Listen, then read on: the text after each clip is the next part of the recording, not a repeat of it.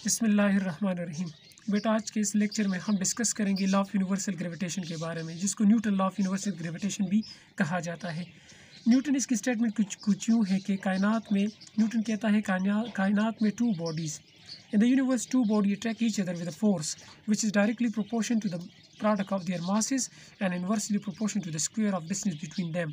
यानी कायनात में दो अजसाम एक दूसरे को खींचेंगे, वो कोई भी हो, दो अजसाम, दो बॉडीज़, और उसके दरमियान ये फोर्स होगा डायरेक्ट प्रोपोर्शन उनके मासेस के साथ। यानी मास बढ़ाओगे फोर्स बढ़ेगा, मास कम करोगे फोर्स कम होगा।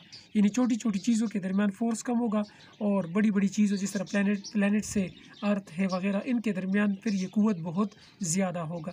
कुव्वत कम होगा डिस्टेंस के बढ़ाने से। यानी जब बॉडी को करीब लाओगे तो फोर्स बढ़ेगा, बॉडी को दूर करोगे तो फोर्स कम होगा। यही बात हम मैथमेटिकली कुछ इस तरह लिखते हैं कि F is directly proportion to the product of masses, ठीक है, M1 एंड M2, जिस तरह मैंने मेंशन किया है। This is number 1। इसी तरह F is inversely proportion to the square of distance between them.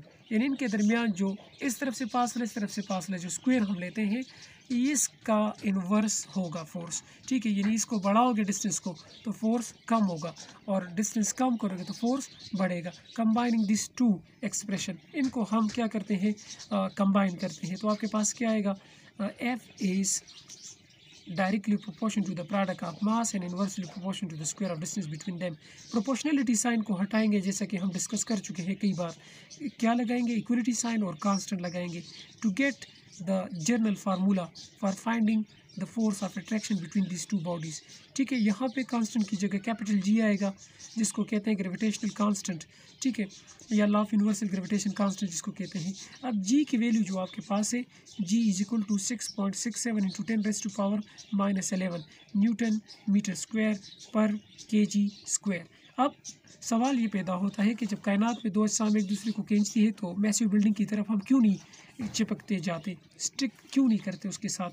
तो इसका जवाब कुछ यूँ है कि कायनात में अगर दो अजसाम के दरमियान कुव्वत हमें महसूस नहीं हो रही, तो इसकी एक वजह यह है कि G की value very very small value है, ठीक है, वेरी स्मॉल वैल्यू है। इसकी वजह से हम ये अट्रैक्शन फील नहीं कर सकते। दूसरी बात आप ये कह सकते हो कि ज़मीन पे आप खड़े हो और आप यहाँ पे ज़मीन है ही पे एक दूसरा बिल्डिंग है, तो बिल्डिंग का जो अट्रैक्शन है ज़मीन की मानंद या ज़मीन की निस्बत बहुत कम है, तो ज़मीन से वो आपको चुरा नहीं सकता, ज़मीन की जो फोर्स ऑफ अट्रैक्शन है।